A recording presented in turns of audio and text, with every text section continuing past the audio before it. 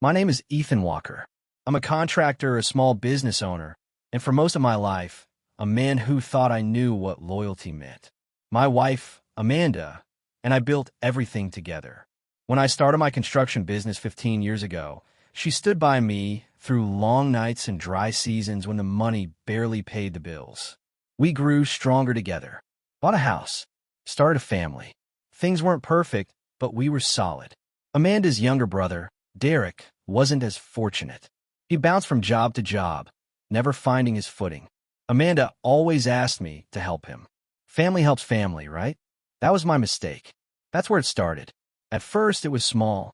Derek would borrow a few tools from my job site, sometimes without asking. A drill, a saw, a generator once. Every time, Amanda would smooth things over with a soft voice. "He's just borrowing it, Ethan. He'll bring it back." And every time I let it go. For Amanda. For peace. But over time, Derek's sense of entitlement grew. He began treating my equipment like it was his. He started using my company's truck for his side gigs. And it wasn't just about the tools, it was the attitude. Like I owed him. One afternoon, after wrapping up a long job, I came home to find Derek in my driveway, unloading my own power washer into the back of his beat-up pickup. "Derek," my voice was calm, but my jaw was tight. "You didn't ask." He shrugged, smiling like we were best friends. "I figured you wouldn't mind, Ethan. You're barely using it this week." "That's not the point," I said. "You don't take my stuff without asking." He gave me that look, that infuriating look, as if I was being unreasonable. "You think you own everything, don't you?" That sentence hit me harder than I expected. "No, Vidic, but I do own my equipment, and you will not touch it again without my permission." He chuckled as if I was joking, then drove off. When Amanda came home later that evening, I told her what happened. She sighed. "Ethan, he's struggling right now.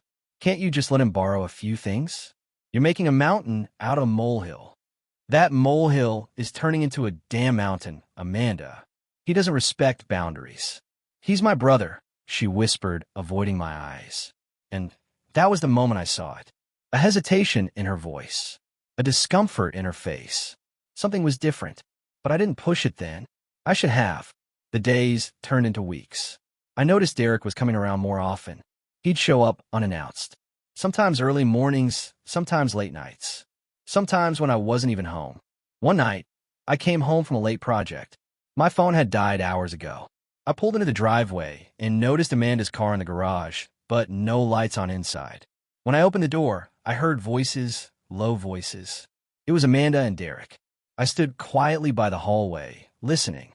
"He's getting suspicious," Amanda whispered. Derek chuckled. "Let him. He's too busy working to notice anything." I froze. My blood ran cold. What were they talking about? I stepped into the kitchen, pretending I hadn't heard. Both of them jumped when they saw me.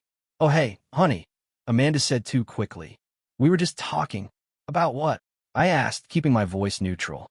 "Nothing important," Derek smiled. "Just family stuff." I nodded. "Of course." But inside, something shifted. I couldn't sleep that night. The air felt heavier. The silence between Amanda and me was growing louder. I started to wonder what else was being hidden from me. What family stuff they were discussing. And most importantly, why Amanda suddenly looked so nervous when I was around. The next few weeks were like walking on glass. Amanda tried to act normal. The same smiles, the same routines, but they felt forced, like someone playing a role.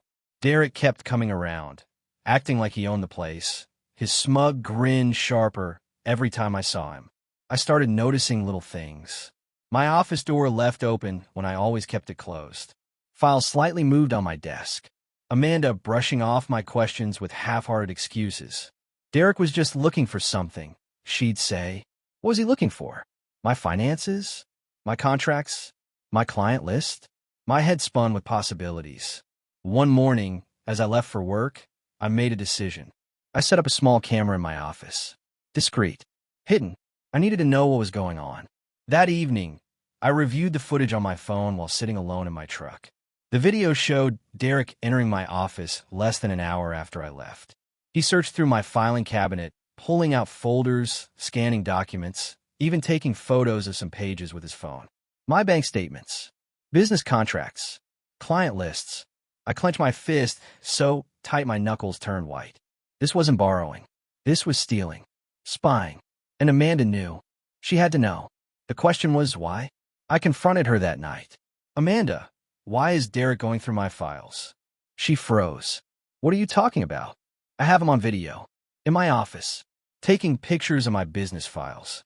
Her face flushed. You're spying on us now? Don't turn this on me, Amanda. I trusted you. Why is he doing this? Tears welled up in her eyes, but I couldn't tell if they were genuine or just another manipulation. He's trying to start his own business. He just wanted some guidance. I stared at her, feeling something inside me fracture. Guidance? That's your excuse. He didn't mean any harm, she whispered. Then why lie? Why sneak around? She couldn't answer. The following days were worse. Tension thickened. Derek stopped hiding his contempt. He strutted around like a man who held a secret over my head. One afternoon, he cornered me in the garage. You've got a nice setup here, Ethan, he said, eyeing my tools. Must feel good to have everything. I stayed silent. But he continued, things change. Sometimes people realize they deserve more. Is that a threat? I asked quietly. He smirked. It's just reality. That night, Amanda barely spoke to me. She sat on the couch, scrolling through her phone, distant. I saw texts popping up. Quick conversations. Her fingers moved fast. Curiosity got the better of me. When she left her phone on the kitchen counter to use the bathroom, I picked it up. There were dozens of texts between her and Derek. Derek, he suspects something. Amanda, I know. We have to be careful. Derek, once it's done, we'll be free of him. Amanda, I hate lying to him, but you're right. He doesn't deserve this anymore. My heart dropped into my stomach. My own wife, plotting with her brother. Against me. What exactly did they mean by once it's done? Was it my business? My home? Our marriage? Or something even darker? I copied the messages and emailed them to myself. Proof. I was going to need it. The next morning, Amanda acted like nothing happened. But I was done pretending. I scheduled a meeting with my lawyer. Ethan, my lawyer said after I explained everything, you need to secure your business assets immediately. They could be planning to sabotage you, or worse, steal from you outright. I nodded. Already started moving funds into protected accounts. I need more than that. He looked at me seriously. If you want to protect yourself, you might need to prepare for a full-blown legal war. A war with my wife and her brother. I never imagined my life would come to this. But it was just the beginning. I started sleeping in my office more often than in my own bedroom. The distance between Amanda and me had turned into a silent battlefield. She barely looked at me, and when she did, her eyes held a strange mixture of guilt and defiance. The house felt colder, emptier, though both of us were still there under the same roof. Every time Derek came over, the air grew heavier. He'd parade around, acting like he owned the place. Amanda let him. No, she encouraged him. Like they shared some private understanding I was no longer a part of. But I wasn't blind. I wasn't idle. With my lawyer's help, I quietly restructured my business. Accounts were split. Contracts shifted under new corporate shells.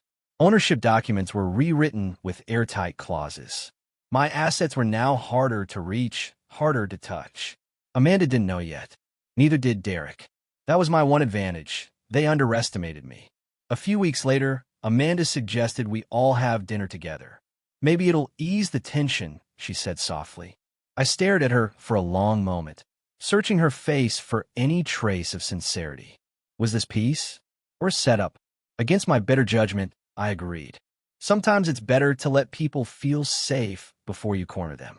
We met at a trendy restaurant downtown. Amanda dressed carefully, like she was trying to project normalcy. Derek arrived late, as usual, wearing a cheap suit that didn't belong on him. He raised his glass as he sat down. To family. I didn't raise mine.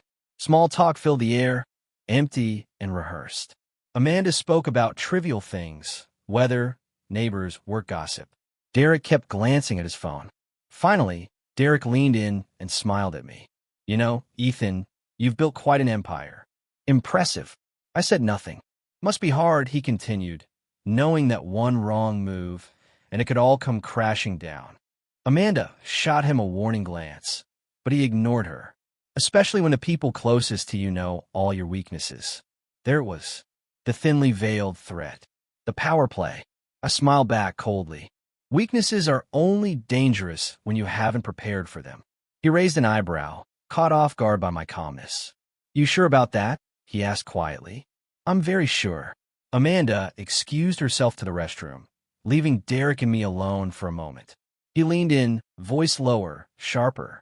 You think you're safe? You think Amanda's still loyal to you? You've already lost her, Ethan. She just hasn't told you yet. My pulse pounded, but I kept my face steady. You're playing a dangerous game, Derek. He smirked. I always win. Later that night, Amanda came in my office. She stood in the doorway for a long time, saying nothing. The tension between us was suffocating. Finally, she spoke. Ethan, maybe we should take some time apart. I looked up from my desk slowly. Is that what you want? Or is that what Derek wants? Her lips trembled. Don't make this harder than it needs to be. Harder? I laughed bitterly. Amanda, you've been lying to me for months. I trusted you. I defended you. And you were planning behind my back with him. Tears filled her eyes. You don't understand. Derek, he's been there for me. Has he? I said coldly. Or has he manipulated you like everyone else in his life? She didn't answer. I stood up and stepped closer. Amanda, whatever you think you're protecting, you need to stop. Right now. Before this destroys everything. She shook her head. It's already destroyed. Then she left the room, leaving me standing there, heart pounding, mind racing. The next morning, a certified letter arrived at my office. Inside, legal documents.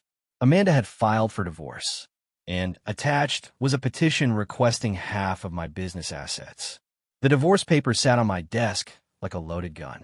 Amanda wasn't just trying to end our marriage. She was coming for everything I had built. My business, my livelihood, my future.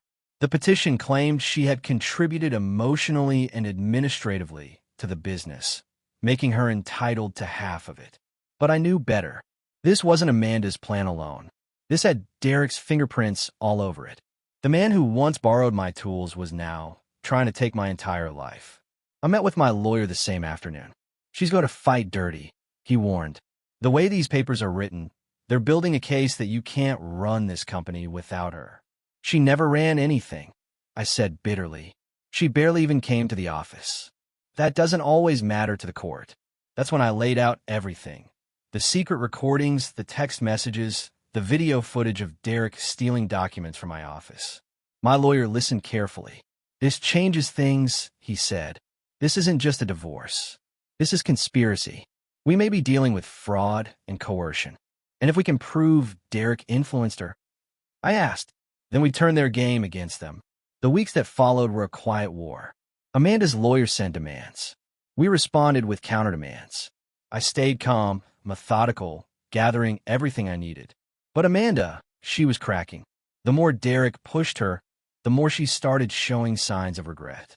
She'd avoid eye contact in court. Her voice trembled during depositions. I could see it in her face. Doubt was creeping in. She had stepped into quicksand, and Derek was holding her hand, pulling her deeper. One night, I received an anonymous email. Subject: you don't know the whole story. Attached were audio files, recordings. I put on my headphones and listened. It was Derek, recorded in secret. His voice was low, arrogant. Derek, relax, Amanda. Once the divorce goes through, we'll sell the business, take the money, and disappear. He'll have nothing. Amanda, but Ethan doesn't deserve this. He worked for everything. Derek, and you didn't? You stood by him all those years. You deserve your share. Besides, I've already spoken to the buyers. They're ready to purchase once it's split. Amanda, I never wanted to ruin him. Derek, you won't. You're saving yourself. You have to trust me. My hand shook as I listened. There it was. Proof that this went far beyond divorce. Derek wasn't just greedy. He was orchestrating everything, grooming Amanda into believing this was justified. I stared at my screen for a long time, my stomach churning. This wasn't just betrayal. It was exploitation. 2 days later, Amanda showed up in my office unannounced. She looked tired, pale, nervous. Ethan, she whispered. Can we talk? I let her in, saying nothing. She sat across from me, twisting her wedding ring on her finger, the same ring she was about to strip away in court. "I don't know how it got this far," she said softly. "I never wanted to destroy you." I stayed silent. Derek said, "He promised." He made it sound like this was the only way. But I see now, he used me. Tears slid down her cheeks. I was weak and stupid. I finally spoke, my voice low. "And now?" Her lip trembled. "I don't know how to fix it." "You start by telling the truth," I said. "In court. On record." She wiped her tears, nodding slowly. "I am scared, Ethan. If I turn on Derek, he'll ruin me." I leaned forward. "Amanda, he already has." That night, I couldn't sleep. Tomorrow would be the next hearing. Everything would change. The courtroom felt colder than usual. Amanda sat across from me at the petitioner's table. She avoided my eyes. Derek sat behind her, wearing that same arrogant smirk, the one he always wore when he thought he was winning. His hands rested calmly on the polished bench, as if he was untouchable. But not today. Today was different. The judge called the hearing to order. Amanda's lawyer began confidently, painting the same narrative they'd been building for months, that Amanda had supported me emotionally, that she had administrative roles in the business, that she was entitled to half of everything. I barely listened. I kept my eyes on Amanda. Her hands trembled slightly. Her breathing was uneven. She was breaking. When it was our turn, my lawyer stood. Calm. Calculated. "Your Honor, we have evidence to present which directly challenges the petition's foundation. Evidence of manipulation, coercion, and fraudulent intent by a third party influencing Mrs. Walker." The opposing lawyer stiffened. Derek leaned forward, his smile faltering for the first time. We submitted the recordings. The judge listened intently as Derek's voice filled the courtroom. "Derek, recording.